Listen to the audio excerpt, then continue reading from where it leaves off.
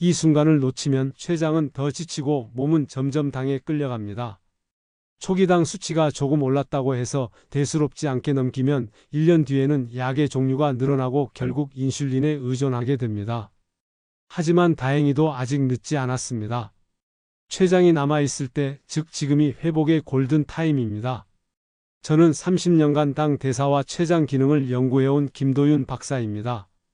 그동안 수많은 분들을 만나면서 한 가지 확실하게 깨달은 사실이 있습니다. 약이 아니라 췌장을 살리는 게 핵심이라는 거죠.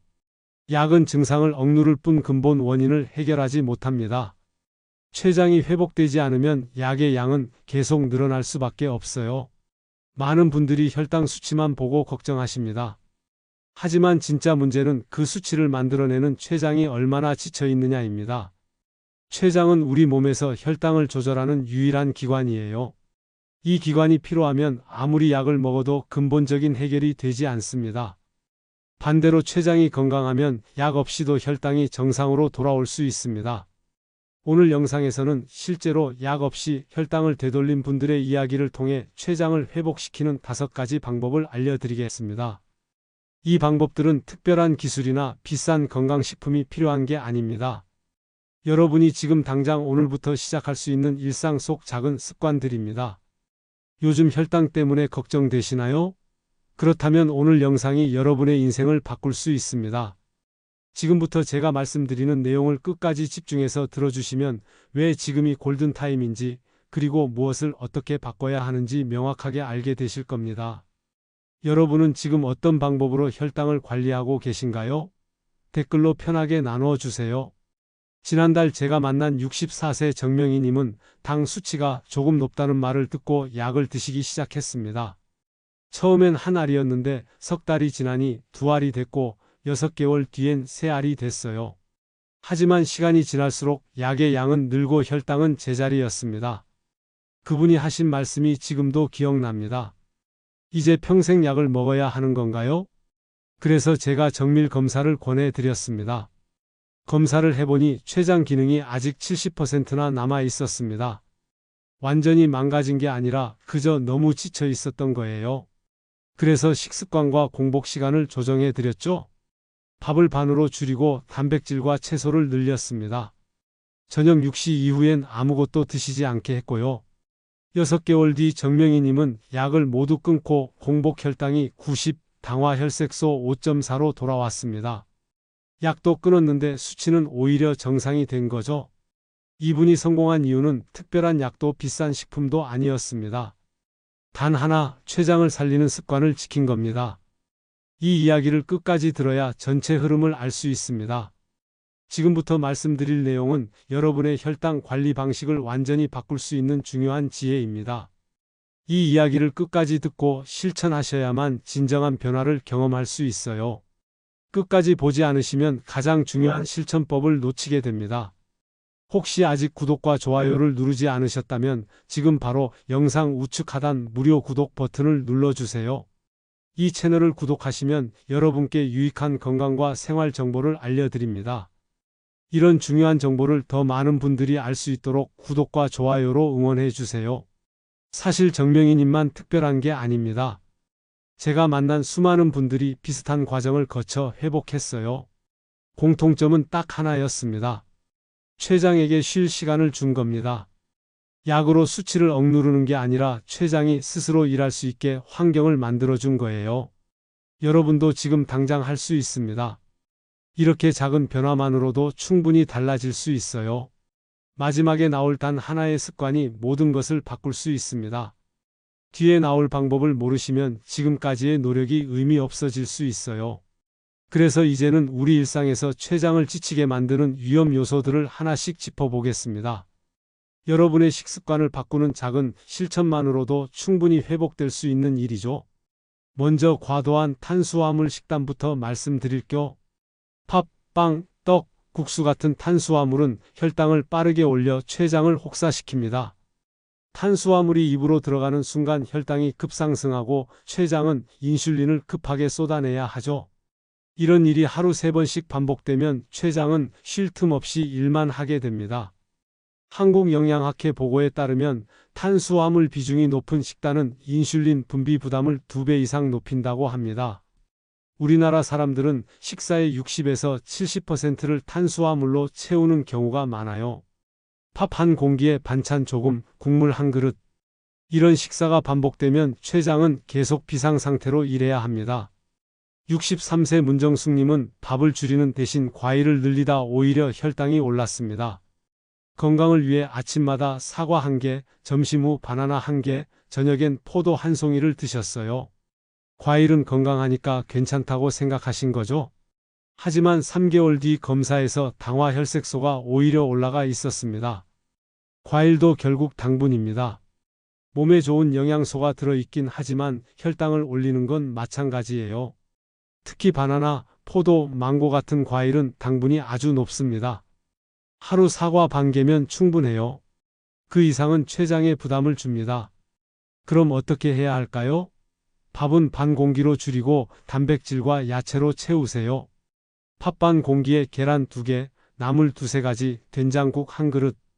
이렇게 구성하면 혈당이 천천히 올라가고 췌장도 여유롭게 일할 수 있습니다. 단백질은 포만감도 주고 근육도 지켜줘서 일석이조예요. 혹시 밥 대신 과일로 식사하신 적 있으신가요? 그렇다면 지금부터라도 과일 양을 줄이고 단백질을 늘려보세요. 작은 변화지만 췌장에게는 큰 휴식이 됩니다. 두 번째로 빈번한 간식과 늦은 저녁 식사 문제를 말씀드릴게요. 아침 먹고 점심 먹고 저녁 먹고 그 사이사이에 간식까지 먹으면 췌장은 하루 종일 쉬지 못합니다. 혈당이 올라갈 때마다 인슐린을 내보내야 하니까요. 계속 일해야 하므로 쉬지 못하고 염증이 쌓입니다. 특히 저녁 늦게 먹고 자는 습관은 정말 위험해요. 밤 9시에 저녁을 먹고 자정에 잠들면 췌장은 잠들기 직전까지 일하게 됩니다. 잠을 자는 동안에도 소화가 진행되니 제대로 된 휴식이 불가능하죠. 영국 뉴캐슬 대 연구에서 공복 시간을 늘린 그룹이 췌장 지방이 줄며 기능이 회복됐다는 결과가 나왔습니다. 하루 16시간 이상 공복을 유지한 그룹은 8주 만에 췌장 내 지방이 평균 30% 감소했어요. 췌장이 쉬는 시간이 길어지니 자연스럽게 회복된 겁니다. 65세 송미경님은 16시간 공복 루틴으로 3개월 만에 혈당을 정상화했습니다. 저녁 6시에 마지막 식사를 하고 다음날 아침 10시에 첫 식사를 하셨어요. 처음엔 힘들다고 하셨지만 일주일 지나니 오히려 몸이 가볍고 아침에 개운하다고 하시더라고요. 공복 혈당은 130에서 95로 떨어졌고 당화 혈색소도 7.2에서 5.6으로 내려갔습니다. 저녁 식사 후엔 간식을 끊고 하루 한두 번만 식사하세요. 아침을 거르고 점심과 저녁만 드시거나 아침과 점심만 드시고 저녁을 가볍게 하는 방식이 좋습니다. 중요한 건 식사와 식사 사이 시간을 최대한 늘리는 거예요. 처음엔 12시간 공복부터 시작해 천천히 늘리세요. 갑자기 16시간을 하려면 몸이 힘들어할 수 있어요. 일주일은 12시간, 그 다음 주는 14시간, 그 다음엔 16시간 이렇게 단계적으로 늘려가시면 됩니다. 밤에 출출하다고 무심코 드시는 습관 있으신가요? 그 한 입이 췌장을 깨우고 다시 일을 시키는 겁니다. 참기 힘들면 물을 마시거나 따뜻한 차를 드세요. 배고픔은 생각보다 금방 지나갑니다. 세 번째는 운동 부족입니다. 근육은 혈당을 소비하는 가장 큰 기관이에요. 우리가 먹은 당분은 근육에서 에너지로 쓰이거나 간에 저장됩니다. 근육이 많으면 혈당이 빠르게 소비되고 췌장이 일할 필요가 줄어듭니다. 반대로 근육이 적으면 당이 혈액에 떠돌고 췌장은 계속 인슐린을 내보내야 하죠. 미국 당대사학회에 따르면 근력 운동을 꾸준히 한 그룹은 혈당 조절력이 25% 개선되었습니다. 일주일에 3번씩 30분 정도 근력 운동을 한 사람들은 8주 만에 공복 혈당이 평균 20포인트 낮아졌어요. 약을 늘리지 않고도 혈당이 내려간 겁니다. 72세 조영철님은 매일 스쿼트 30개씩 하며 당화 혈색소를 8.5에서 5.8로 낮췄습니다. 처음엔 의자를 잡고 열개도 힘들어 하셨어요. 하지만 매일 꾸준히 하니 한 달 뒤엔 20개, 2달 뒤엔 30개가 가능해졌습니다. 허벅지에 힘이 생기니 계단도 수월해지고 걸음걸이도 가벼워졌다고 하시더라고요. 의자 일어서기, 벽 푸시업, 계단 오르기부터 시작하세요. 헬스장 갈 필요 없어요. 집에서 의자만 있으면 충분합니다. 의자에 앉았다 일어서기를 10번 반복하는 것만으로도 허벅지 근육이 자극됩니다. 벽을 마주보고 서서 팔굽혀펴기를 하면 팔과 가슴 근육이 움직이고요. 무리하지 말고 매일 10분씩 꾸준히 하세요. 한 번에 1시간 하는 것보다 매일 10분이 훨씬 효과적입니다. 근육은 꾸준함으로 만들어지거든요. 하루 쉬면 사흘 뒤로 돌아간다는 말이 있잖아요. 운동도 마찬가지예요. 오늘 허벅지 근육을 움직여 보셨나요? 지금 당장 의자에서 일어났다 앉기를 5번만 해보세요. 그것만으로도 췌장에 도움이 됩니다. 네 번째는 스트레스와 걱정입니다. 스트레스 호르몬인 코르티솔이 혈당을 급상승시켜요. 우리 몸은 위험을 느끼면 생존을 위해 에너지를 확보하려고 합니다. 그래서 간에 저장된 당을 혈액으로 쏟아내죠. 스트레스를 받으면 혈당이 오르는 이유가 바로 이겁니다. 대한내분비학회 조사에서 지속적 스트레스군의 혈당이 평균 18% 높았습니다. 같은 식단을 먹고 같은 운동을 해도 스트레스를 많이 받는 사람은 혈당이 더 높게 나왔어요. 마음이 불안하면 몸도 불안정해지는 겁니다. 68세 윤미숙님은 하루 10분 명상으로 공복 혈당이 15포인트 낮아졌습니다. 아침에 일어나자마자 조용히 앉아서 눈을 감고 호흡에만 집중하셨어요. 코로 천천히 들이마시고 입으로 천천히 내쉬는 걸 10분 동안 반복하셨죠? 처음엔 잡생각이 많이 났지만 한 달 지나니 마음이 편안해지고 혈당도 안정됐다고 합니다. 하루 10분 호흡 명상을 생활화하세요. 아침에 일어나서든 저녁에 자기 전이든 시간은 상관없어요. 중요한 건 매일 꾸준히 하는 겁니다. 눈을 감고 코로 천천히 숨을 들이마시고 입으로 천천히 내쉬세요. 다른 생각은 내려놓고 호흡에만 집중하는 겁니다. 잠자기 전에는 텔레비전이나 휴대폰을 멀리하세요. 뉴스를 보면 불안해지고 자극적인 영상을 보면 잠이 안 옵니다. 잠들기 1시간 전부터는 화면을 보지 말고 조용히 책을 읽거나 따뜻한 차를 마시면서 마음을 가라앉히세요. 요즘 마음이 불안할 때 어떤 방법으로 달래고 계신가요? 불안을 방치하면 혈당도 같이 올라갑니다. 마음을 돌보는 것도 혈당 관리의 일부예요. 5번째는 수면 부족입니다. 잠이 부족하면 인슐린 저항성이 증가해 췌장이 과부하됩니다. 잠을 제대로 자지 못하면 몸은 스트레스 상태가 되고 호르몬 균형이 무너져요. 그러면 같은 양의 인슐린을 내보내도 효과가 떨어지고 췌장은 더 많이 일해야 합니다. 서울대 예방연구팀에 따르면 하루 5시간 이하 수면자는 당뇨 위험이 2배 높습니다. 잠이 부족하면 식욕 조절 호르몬도 무너져서 밤에 출출해지고 단 음식이 당기게 돼요. 그래서 수면 부족은 혈당 관리의 가장 큰 적이라고 할 수 있습니다. 69세 장미라님은 취침 시간을 일정하게 유지해 공복 혈당을 130에서 100으로 낮췄습니다. 매일 밤 10시에 자고 아침 6시에 일어나는 루틴을 지키셨어요. 처음엔 밤 11시, 12시까지 깨어 계셨는데 일부러 10시에 누우니 자연스럽게 잠이 들더래요. 아침에 일어나면 몸이 가볍고 하루 종일 피곤하지 않다고 하셨습니다. 매일 같은 시간에 자고 일어나세요. 우리 몸은 규칙을 좋아합니다. 매일 같은 시간에 자면 생체 리듬이 안정되고 수면의 질이 좋아져요. 주말이라고 늦게까지 자면 리듬이 깨져서 월요일에 더 피곤해집니다. 자기 전 따뜻한 물로 샤워하세요. 따뜻한 물로 샤워하면 체온이 올라갔다가 서서히 내려가면서 자연스럽게 잠이 옵니다. 너무 뜨거운 물은 오히려 각성 효과가 있으니 미지근한 온도가 좋아요. 잠들기 3시간 전엔 음식 금지입니다. 배가 부른 상태로 자면 소화 때문에 잠을 제대로 못 잡니다. 췌장도 쉬지 못하고 일해야 하고요.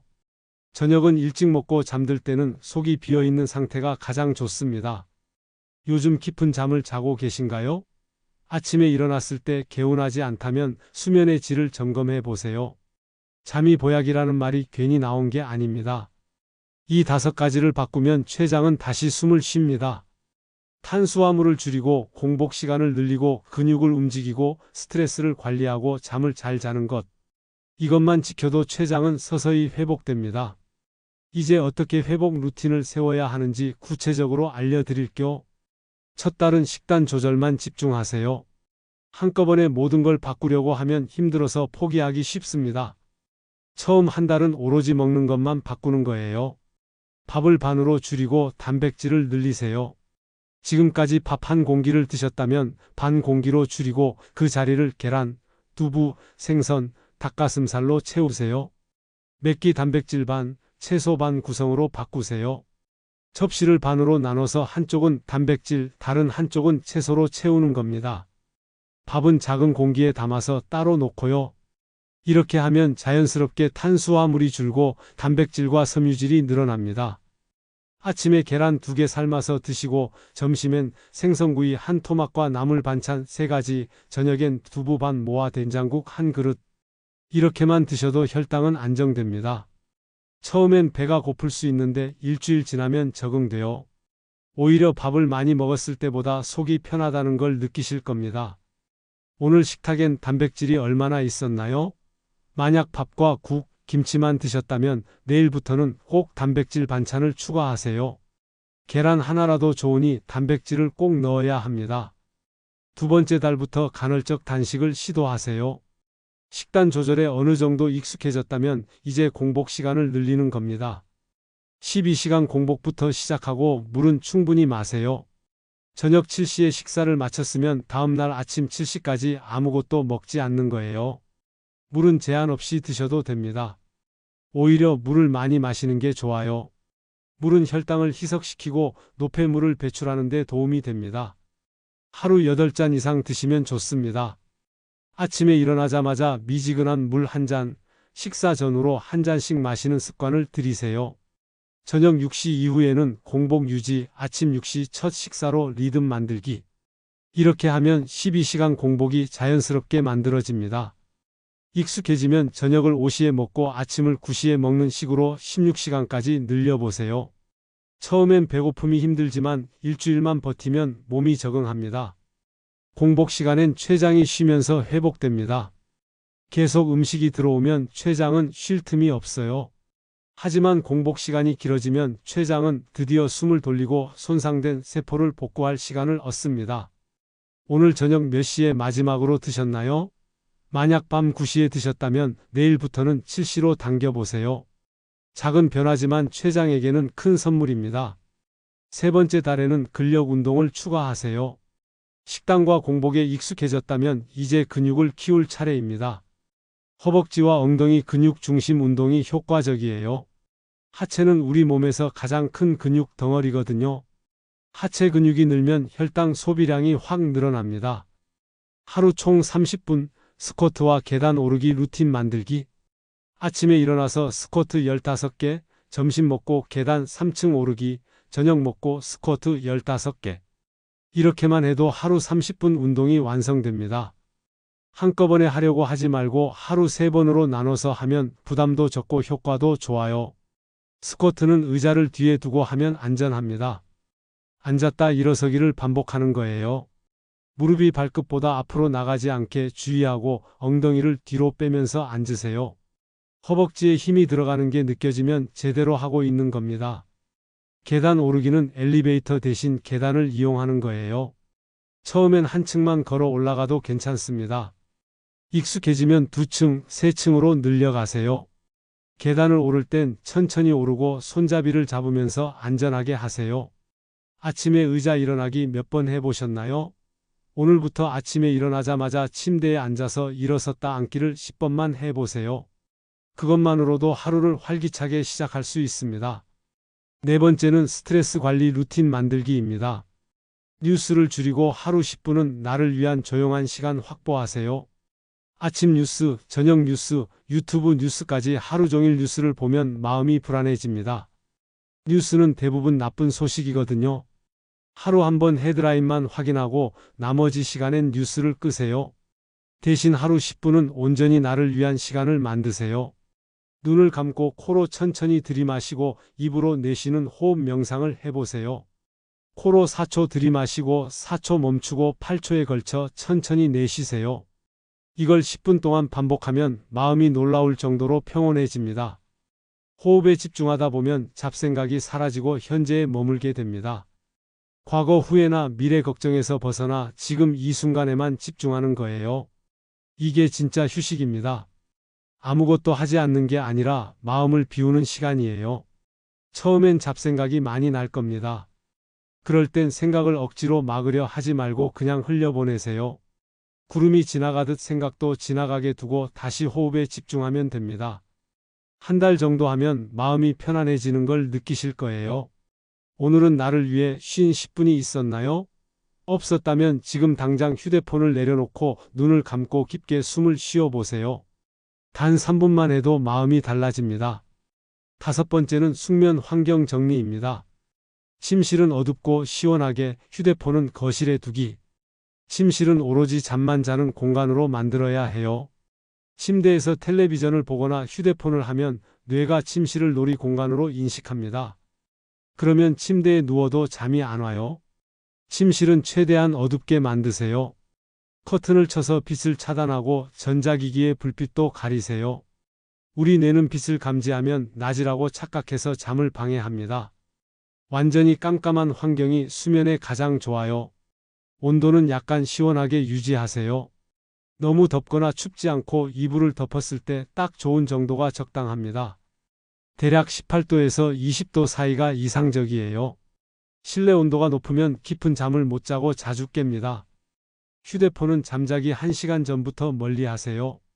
휴대폰 화면의 블루라이트는 수면 호르몬인 멜라토닌 분비를 방해합니다. 침대 옆에 두면 자꾸 확인하게 되니까 아예 거실에 두고 자세요. 알람은 시계를 사용하시면 됩니다.